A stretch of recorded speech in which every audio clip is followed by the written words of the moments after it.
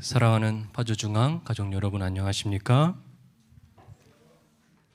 새생명축제 120일 전도의 68일째입니다. 우리 영혼구원의 밭에 1단계 우리 노현주 청년이 구도자들이 추가돼서 인원이 조금 늘었습니다. 우리 2단계도 인원이 조금 늘었습니다. 그러나 우리가 2단계에서 3단계가 되는 것이 참 어렵습니다. 1단계에서는 우리가 기도만 하지만 2단계 새싹에 있는 사람들은 기도만 해서는 3단계로 갈 수가 없습니다. 계속 물을 주고 관심을 갖고 만나고 해야지 3단계가 될 수 있어요. 하나님께서 3단계가 많지 않으니까 하나님이 직접 1, 2단계를 무시하고 3단계 우리 한 성도님을 보내주셨어요. 지난 안식일에. 우리 윤우열 성도님인데 성경적인 교회인 것 같아서 왔습니다. 이렇게 적어주셨는데 굉장히 큰 감동이 있더라고요. 그러나 1단계, 2단계를 거치지 않고 오셨기 때문에 우리가 더 많은 관심을 주고 사랑을 주지 않으면 또 쉽게 교회를 또 떠날 수 있는 그런 상황입니다. 그래서 1단계, 2단계가 굉장히 중요한 거예요. 그래서 우리 윤우열 성도님이 또 안식일에 또 다시 오신다면 여러분들이 더 많은 관심과 사랑을 주시고요. 그러나 이 밀당을 잘해야 돼요. 너무 지나치게 관심을 가져도 사람은 싫어하고 관심을 또 안 가지면 또 사람이 또 싫어하고 그래서 아주 균형지게 여러분들이 잘 사랑을 주시기 바랍니다. 우리 침례를 결심한 분들을 위해서 계속 기도해 주시기 바랍니다. 우리 전도와 예배 회복 운동을 하고 있는데요. 우리 전도의 참여 인원이 드디어 21명이 됐습니다. 아침과 저녁을 이제 포함하기 때문에 우리 더 많은 성도들이 이제 저녁 기도에 참여해 주고 계세요. 너무나도 감사합니다. 제가 10시 4분에 문자를 보내면 그냥 네라고 보내시면 됩니다. 기도합니다 이렇게 안 하셔도 돼요. 그러나 네 하고 보내신 다음에 반드시 기도하셔야 되겠죠. 그러나 예배 참여 인원이 우리 지난 안식일에 좀 많은 분들이 빠졌습니다. 지금 이제 전도의 중반이기 때문에 우리가 이제 힘을 내서 이제 10월 달로 가야 되는 아주 중요한 시기입니다. 그렇기 때문에 우리 성도님들이 될 수 있으면 예배에 빠지지 마시고 내가 만약에 예배에 조금 늦게 왔다고 하면 일찍 나올 수 있는 성장을 좀 한번 해보시고 내가 온라인에서만 예배를 드렸다면 교회에 나오는 것을 좀 도전해 보시고 그래서 성장해야 돼요. 우리의 신앙이. 그래서 예배 참여 인원이 우리가 점점 많아져야 우리 10월에 손님 초청 안식일에 금요일에는 70명, 안식일에는 150명이 목표인데 그것을 이루기 위해서는 우리가 지금부터 계속해서 힘을 내야 되겠습니다. 그래서 여러분 전도의 기간 중에는 아프지도 말고 죽지도 마세요. 우리 구호를 한번 외쳐볼까요? 제가 아프지도 말고 하면 여러분들이 죽지도 말자. 자, 준비되셨죠? 우리 전도의 기간 중에는 아프지도 말고 죽지도 말자. 아멘. 네. 우리 손님 초청 안식일 3번의 안식일을 위해서 내가 누구를 데리고 올까 모시고 올까 계속 지금부터 기도하시기 바랍니다. 그리고 우리 10월 23일 일요일이나 10월 30일 일요일에 우리 한마음 체육대회를 지금 하려고 그래요. 그래서 만약에 우리가 예배에 손님을 모시고 오기 힘든 사람들이 있습니다. 그렇죠? 예배를 정말 싫어하는 사람들 그런 분들은 체육대회에 모시고 오세요. 체육대회는 또 올 수 있는 사람이 많을 수 있어요. 내가 예배는 싫지만 체육대회는 갈 수 있겠다 하는 분들은 체육대회에 모시고 오셔서 전교인 구도자 초청 한마음 축제를 하도록 하겠습니다. 성경의 맥잡기 46번째 시간입니다. 46번째 시간. 오늘 저는 로마서 언약이라고 하는 제목으로 하나님께서 주시는 하늘의 귀한 은혜들을 나누고자 합니다. 우리는 성경의 중요한 부분들을 언약의 관점으로 보는 설교를 나누고 있는데요. 지난 시간에 사도행전에 나오는 성령과 언약에 대해서 나누었어요. 오늘 로마서로 가보도록 하겠습니다. 로마서에 있는 말씀입니다. 그러므로 율법의 행위로 그의 앞에 의롭다 하심을 얻을 육체가 없나니 율법으로는 죄를 깨달음이니라. 율법으로는 죄를 깨닫는데 율법의 행위로는 의롭다 하심을 얻을 수 없다라고 이야기했습니다. 이 말이 도대체 무슨 말인가요? 이 말씀이 엄청 중요하면서도 우리에게 혼란을 일으키는 부분 가운데 하나입니다. 도대체 율법을 지키라는 겁니까? 지키지 말라는 겁니까? 2장 13절에는 이렇게 말합니다. 하나님 앞에서는 율법을 듣는 자가 의인이 아니요 오직 율법을 행하는 자라야 의롭다 하심을 얻으리니. 자, 여기서는 또 율법을 듣는 자가 아니라 율법을 행하는 자가 의롭다함을 받는다고 그랬어요. 로마서 3장 20절과 로마서 2장 13절이 정반대의 이야기를 하는 것처럼 느껴집니다. 이 두 말씀의 조화점을 찾아내고 이해하는 것이 로마서에서 정말 중요한 부분이에요. 많은 사람들이 이 로마서에서 이 부분을 굉장히 어려워하세요. 그런데 여러분, 이 부분을 해결할 수 있는 가장 좋은 방법은 바로 언약의 관점으로 로마서를 보면 됩니다. 자연스럽게 해결이 돼요. 성경에 이해가 안 되면 무슨 책을 찾아보라고요? 네, 신명기를 찾아봐. 신명기 6장 25절입니다. 우리가 그 명하신 대로 이 모든 명령을 우리 하나님 여호와 앞에서 삼가 지키면 그것이 곧 우리의 의로움이니라. 신명기 언약에는 분명히 뭐라고 나옵니까? 하나님 앞에서 율법을 듣는 자가 의인이 아니고 오직 율법을 행하는 자가 의인이라고 신명기에는 말합니다. 삼가 지키면 그것이 의라고 그랬어요. 당연한 것입니다. 이것이 정상적인 신앙이에요. 우리는 이런 사람들을 언약의 관점으로 이렇게 이야기할 수 있습니다. 율법 순종주의자들, 이렇게 말할 수 있어요. 이 사람들은 언약의 믿음을 소유한 자들이에요. 하나님과 언약을 맺었기 때문에 언약주의에게 의무를 다하고 책임을 다하는 것이 율법 순종주의자들이에요. 그러나 하나님의 말씀과 율법을 순종함으로 의로움을 얻는다는 사실 못지않게 우리가 결코 간과해서는 안 될 중요한 사실이 또 하나 있는데, 그것은 선한 행위들로 구원을 얻을 수는 없다는 사실입니다.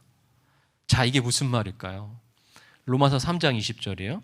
그러므로 율법의 행위로 그의 앞에 의롭다 하심을 얻을 육체가 없나니 율법으로는 죄를 깨달음이니라. 자, 이 말을 이제 잘 이해하셔야 돼요. 구원을 받기 위해서 율법을 지키는 사람들이 있습니다. 그래서 율법을 지켜야 의로워지고 그 선행과 공로로 하늘에 가고자 하는 사람들이 있습니다. 이런 사람들을 소위 율법주의자들이라고 말하는 거예요. 쉽게 이야기하면 율법의 행위로 구원을 얻으려고 하는 것입니다. 그것이 잘못됐다라고 이야기하는 거예요. 그것은 잘못된 믿음이다라는 것입니다.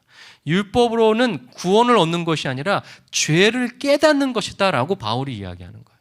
그런데 율법주의자들은 율법을 행위로 지킴으로 구원을 얻으려고 하고 있다는 거예요. 다시 정리하겠습니다.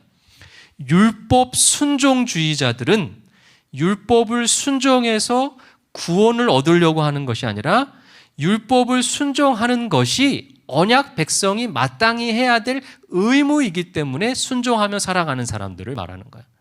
율법 순종주의자들이에요. 언약의 관점으로. 언약을 신실히 지키는 백성들이에요.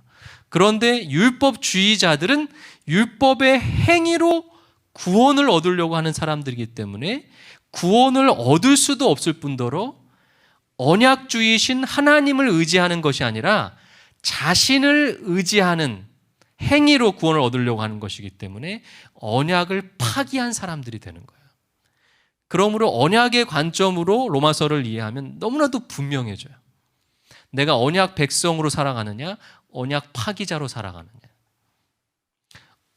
율법 순종주의자인가, 율법주의자인가.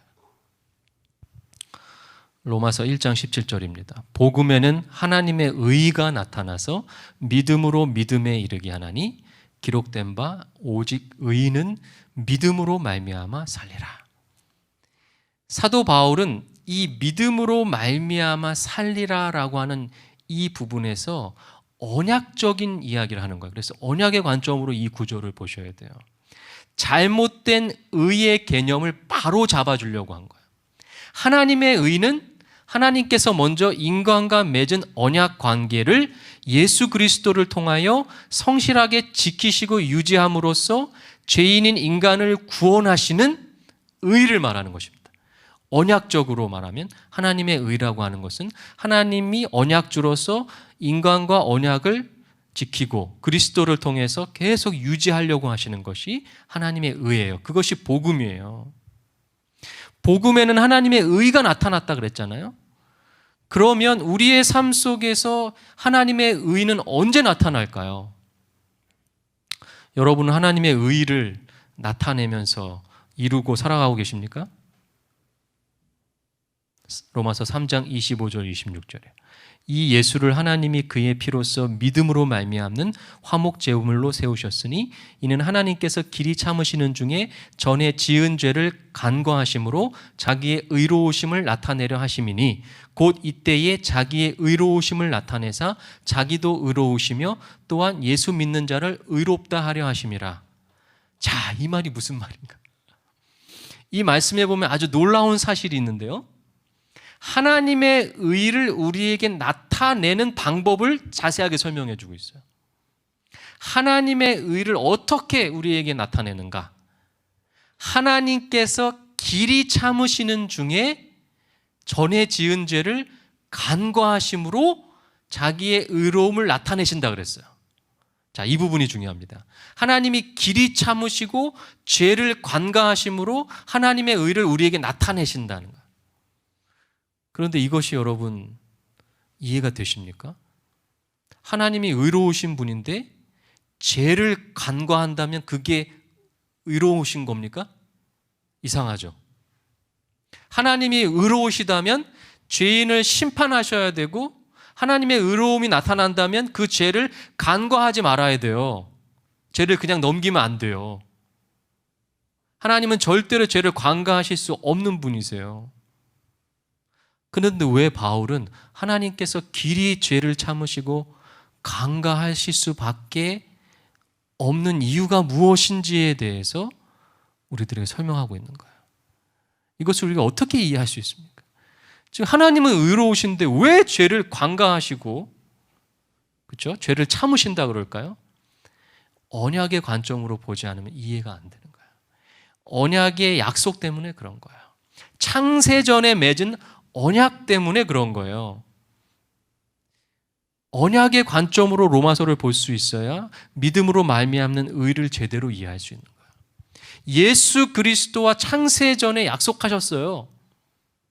예수 그리스도를 통하여 인간들의 죄를 간과하시기로 했어요. 참으시기로 했어요. 예수님이 대신 죄를 지시기로 하셨어요. 예수 그리스도의 창세전에 맺은 언약 때문에 이것이 가능한 거예요. 그것이 하나님의 의라는 거예요. 말이 다를 뿐이지 창세전 언약을 그냥 얘기하는 거예요. 로마에 있는 유대인들에게 설명하기 위해서 말을 조금 바꾼 것뿐이지 결국은 창세전 언약을 이야기하고 싶은 거예요. 로마서 6장 3절 5절입니다. 그러면 그 하나님의 의를 우리가 믿음으로 나타내는데 그 예식이 나오죠. 무릇 그리스도 예수와 합하여 침례를 받은 우리는 그의 죽으심과 합하여 침례를 받은 줄을 알지 못하느냐. 만일 우리가 그의 죽으심과 같은 모양으로 연합한 자가 되었으면 또한 그의 부활과 같은 모양으로 연합한 자가 되리라. 구약의 언약식은 대표적인 언약식이 할례가 있는데 신약에는 이제 그 할례가 침례로 된 것입니다. 그러므로 언약의 관점으로 침례 예식은 하나님과 성도 사이의 언약 체결식이에요. 침례는 언약과 관련하여 이런 의미들이 있다라고 영감의 글은 말합니다. 어떤 의미냐? 그리스도는 침례를 받는 사람들에게 그들은 주를 위해 살아야 할 엄숙한 언약에 묶인 사람들이라는 것을 기억하라고 하셨다. 침례를 받는 사람들은 하나님의 가족이 되고 그들의 이름은 어린 양의 생명책에 기록된다. 바로 이 침례는 언약식입니다. 언약에 이제 묶이는 거예요. 침례를 통해서. 로마서 7장 21절. 그러므로 내가 한 법을 깨달았노니 곧 선을 행하기 원하는 나에게 악이 함께 있는 것이로다. 자, 그런데 문제가 발생합니다. 무슨 문제인가요? 침례를 받고 이제 우리가 하나님의 의를 나타나게 되고 믿음으로 우리가 의롭다 칭함을 받았단 말이에요. 그걸 칭이라고 합니다. 그런데 문제는 여전히 나의 삶에 아무런 변화가 없다는 거예요. 여전히 나의 안에 하나님의 법과 죄의 법이 함께 거하면서 싸우고 있다는 거예요. 그런데 이상하게도 이 두 법이 싸우면 하나님의 법이 이기는 게 아니라 죄의 법이 계속 이기더라는 거예요. 100번 싸우면 100번 져요. 그게 저만 그런 게 아니라 바울도 그랬어요. 바울이 그래서 이렇게 고백하는 거예요. 선을 행하기 원하는 나에게 악이 함께 있다. 그러면서 7장 23절에 유명한 고백을 하죠.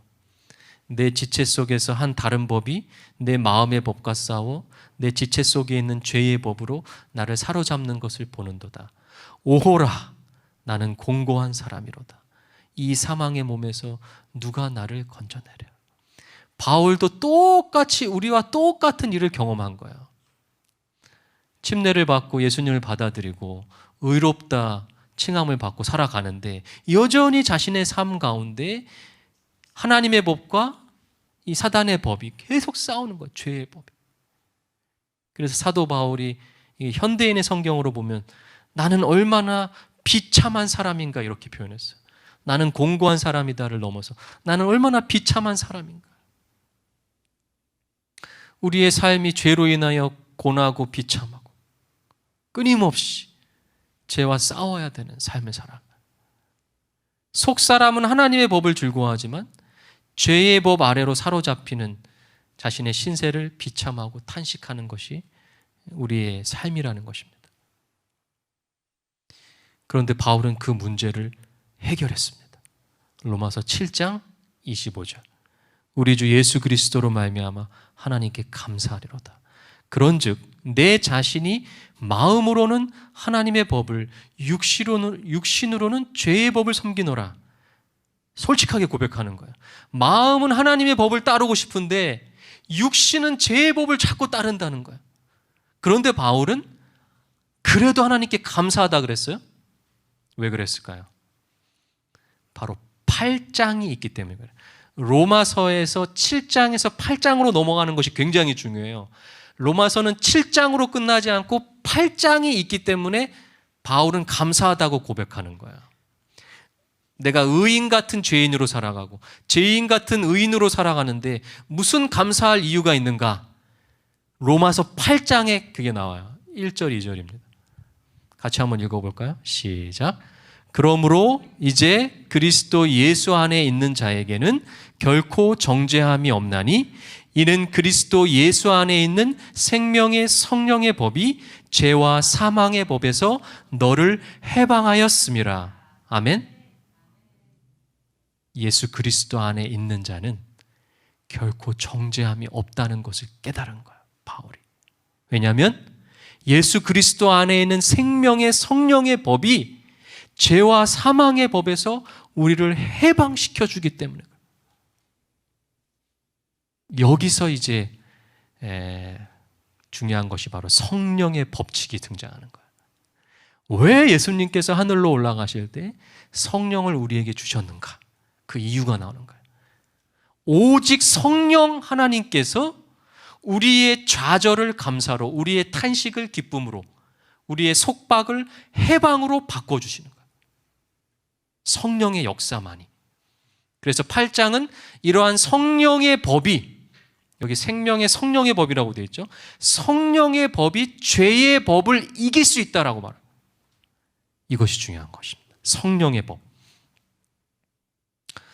이제 방법이 나옵니다. 자세하게 나와요. 8장 9절에 만일 너희 속에 하나님의 영이 거하시면 너희가 육신에 있지 아니하고 영에 있나니 누구든지 그리스도의 영이 없으면 그리스도의 사람이 아니라. 너희가 육신대로 살면 반드시 죽을 것이로되 영으로서 몸의 행실을 죽이면 살리니. 자, 성령의 법이 우리 안에 거하는 방법 첫 번째는 하나님의 성령을 우리 안에 거하도록 해야 됩니다. 두 번째는 성령으로서 우리의 몸의 행실을 죽여야 합니다. 우리가 언제 하나님의 아들이 될 수 있습니까? 언제 하나님의 자녀가 될 수 있습니까? 안식일을 처음 지킬 때입니까? 교회에 처음 나가기 시작할 때부터입니까? 침례 받을 때입니까? 바울은 이렇게 이야기합니다. 8장 14절. 무릇 하나님의 영으로 인도함을 받는 사람은 곧 하나님의 아들이라. 성령께서 우리 안에 거하셔서 우리 몸의 행실을 죽이는 삶을 살기 시작할 때, 우리가 성령의 인도함을 받으며 살아갈 때 우리는 그때 하나님의 아들이 된다는 거예요. 물론 우리가 침례를 받을 때에도 그때부터 우리가 하나님의 아들이 돼요. 그러나 여기서 강조하는 것은 뭐냐면 성령의 인도가 순간적인 충동이 아니라 끊임없는 감화가 일어나야 된다는 거예요. 우리는 모두 죄의 종들입니다. 죄의 자녀들이에요. 그렇기 때문에 우리가 죄 짓는 것이 더 자연스럽고 편안하단 말이에요. 하나님의 영이 아니면 우리는 자연스럽게 죄 가운데 살아갈 수밖에 없어요.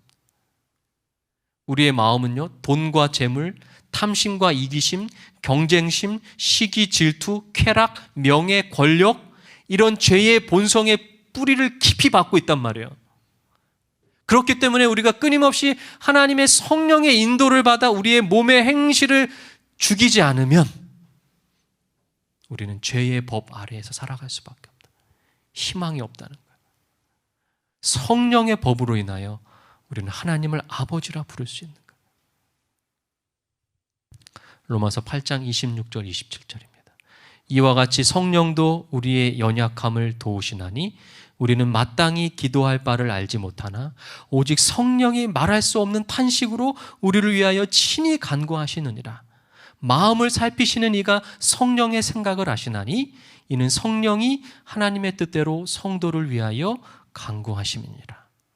비록 우리에게 죄와의 투쟁에서 오는 낙심과 좌절이 따른다 할지라도 절대 포기하지 말고 끝까지 하나님을 부르시면서 성령의 인도하심을 따라가게 되시기를 바랍니다. 하나님 도와주세요. 예수님 도와주세요. 성령 하나님 도와주세요. 끊임없이 우리가 부르요. 끊임없이. 우리가 죄와 더불어 싸우면서 투쟁하면서 때로는 좌절하면서 탄식할 때 우리보다 더 큰 탄식으로 성령 하나님이 부르짖고 계신다고 바울은 이야기하고 있어요. 성령이 우리 안에 계심을 믿고 끝까지 성령의 은혜를 붙잡게 되시기를 간절히 바랍니다. 우리의 연약함 때문에 좌절하지 마시고요. 우리가 어떻게 기도할 바를 모를 때, 어떨 때는요 진짜 기도가 안 나올 때가 있어요. 너무 힘들어가지고 너무 죄 가운데 있어서 기도조차 안 나올 때 성령 하나님께서 말할 수 없는 탄식으로 친히 우리를 위해 기도해 주신다 그랬어요. 여러분 감사하십니까? 우리 모두는 그런 성령 하나님의 인도하심을 따라 승리할 수 있음을 다시 한번 기억하게 되시기를 바랍니다. 놓지 마시기 바랍니다. 데살로니가전서 5장 23절 24절 평강의 하나님이 친히 너희로 온전히 거룩하게 하시고 또 너희 온 영과 혼과 몸이 우리 주 예수 그리스도로 강림하실 때 흠없게 보존되기를 원하노라. 너희를 부르시는 이는 미쁘시니 그가 또한 이루시리라. 하나님은 우리 마음속의 법을 지킬 수 있게 해주시겠다고 약속하고 계시는 거예요. 우리의 손에 달려있는 거예요. 우리의 의지력과 감정에 대한 신뢰가 아니라 우리와 언약을 맺으신 신실하신 하나님을 붙잡을 때 그것이 가능한 거예요. 유혹과 시련이 올 때 우리의 의지나 감정을 믿지 마세요. 절대. 하나님의 약속과 그분의 믿부심을 의지하게 되시기를 간절히 바랍니다. 우리는 끊임없이 우리의 의지와 감정을 믿고 살아가요. 특히 고난이 올 때. 여러분 기억하십시오. 결코 우리의 의지로 그 고난을 이길 수 없어요. 죄를 이길 수 없어요. 고린도전서 10장 13절 사람이 감당할 시험 밖에는 너희에게 당한 것이 없나니 오직 하나님은 미쁘사 너희가 감당치 못할 시험 당함을 허락지 아니하시고 시험 당할 즈음에 또한 피할 길을 내사 너희로 능히 감당하게 하시느니라. 우리가 죄의 권세와 악의 권세와 싸울 때에 방패가 필요한데요, 이 방패는 우리의 결심이나 우리의 의지력의 방패가 아니에요. 우리가 들어야 될 방패는 하나님의 신실하심으로 무장된 방패. 우리가 만일 우리의 의지력을 방패막이로 삼는다면 그것은 종이에 불과한 것입니다. 그러나 우리가 하나님의 약속 뒤에 숨는다면, 하나님의 언약 뒤에 숨는다면 우리는 무적의 방패를 갖게 될 것입니다.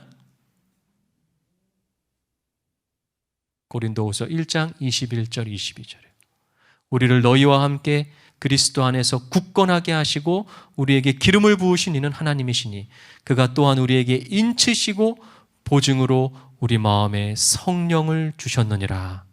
아멘. 예수님이 죽으심으로 교회가 탄생한 이유는 서로 의지하여 언약의 신실한 백성으로 살아가기 하기 위해서 그렇게 한 것입니다. 새 언약의 인을 받아야 돼요. 성령으로 새 언약의 인을 받고 보증금을 지불한 자들, 그리고 잔금을 이제 치르는 성화의 삶을 살아가는 사람들의 공동체가 바로 교회라는 거예요. 그래서 에베소서에 이렇게 말합니다. 곧 창세전에 그리스도 안에서 우리를 택하사 우리로 사랑 안에서 그 앞에 거룩하고 흠이 없게 하시려고 그 안에서 너희도 진리의 말씀 곧 너희의 구원의 복음을 듣고 그 안에서 또한 믿어 약속의 성령으로 인치심을 받았으니. 에베소서에는 그리스도 안에서라고 하는 이 말이 8번, 예수 안에서라고 하는 말이 9번, 주 안에서라고 하는 말이 7번 나와요. 이것이 바로 창세전에 성부와 성자께서 언약을 맺을 때에 그 언약 안에 우리도 있었어요. 우리는 이미 택함을 받았다 그랬어요. 그 언약 안에서 우리가 하나님의 은혜를 받은 거예요. 그래서 성령의 인치심을 받았어요. 에베소서 4장 15절 16절 오직 사랑 안에서 참된 것을 하여 범사에 그에게까지 자랄지라. 그는 머리니 곧 그리스도라. 그에게서 온 몸이 각 마디를 통하여 도움을 받음으로 연결되고 결합되어 각 지체의 분량대로 역사하여 그 몸을 자라게 하며 사랑 안에서 스스로 세우느니라. 그래서 이 교회를 언약 관계에서는 뭐라고 설명하냐면 머리와 몸의 관계로 설명하고 있어요. 예수님은 교회의 머리요, 교회는 그의 몸이라는 거예요. 성도들은 몸의 각 지체와 같다는 거예요. 교회의 성도들이 성령 하나님을 의지하여 서로 하나가 될 때, 서로를 한 몸으로 생각하며 사랑하고 도울 때 교회는 진정한 언약 공동체가 될 것입니다. 그 언약 백성들이 자신들의 뜻대로 교회를 신앙생활하는 것이 아니라 예수님을 교회의 머리로 예수님의 뜻대로 예수님의 뜻을 이루는 공동체가 될 수 있다면 하나님의 나라는 교회에서부터 이미 시작된 것입니다. 오늘 이 파주중앙교회가 그런 교회가 되기를 간절히 소망합니다. 성령 하나님의 인도하심을 받는 성도들이 모여서 죄와의 싸움에서 승리하고 성령 하나님 도움으로 인하여 승리하고 서로가 서로를 도와주고 예수님이 머리가 되고 우리가 몸이 되어서 서로를 자신의 몸같이 사랑하는 그런 놀라운 언약 공동체가 이 파주중앙교회에서부터 시작되기를 간절히 소망합니다. 오늘의 말씀을 요약합니다. 율법주의자들은 율법의 행위로 구원을 얻으려고 하는 사람들이기 때문에 구원을 얻을 수도 없을 뿐더러 언약주를 의지하는 것이 아니라 자신을 의지하는 것이므로 언약 파기자들이 되는 것입니다. 반대로 율법 순종주의자들이 언약에 순종하는 신실한 언약 백성이 되는 그런 사람들이 바로 믿음으로 말미암는 의로 살아가는 사람들이에요. 두 번째, 예수 그리스도 안에 있는 자는 결코 정죄함이 없습니다. 왜냐하면 예수 그리스도 안에 있는 생명의 성령의 법이 죄와 사망의 법에서 우리를 해방시켰기 때문에 그래요.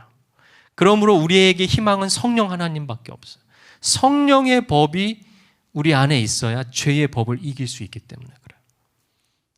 마지막 세 번째, 그러므로 성령께서 우리 안에 거하셔서 우리 몸의 행실을 죽이는 삶을 우리가 살기 시작할 때 우리의 몸은 자연스럽게 죄의 법을 따르게 돼 있어요. 그런데 우리가 성령의 법을 의지할 때 그 몸의 행실을 죽일 수 있게 되는 힘이 있단 말이에요. 그러한 삶을 살기 시작할 때 성령의 인도함을 받기 시작할 때 우리는 비로소 진정한 하나님의 자녀가 될 것입니다. 오늘 말씀의 은혜를 나누는 시간을 갖도록 하겠습니다. 오늘 말씀 요약을 다시 한번 확인해 보시고요. 우리 세 분씩 그룹을 만드셔서 우리 6분 동안 말씀의 은혜를 나누도록 하겠습니다.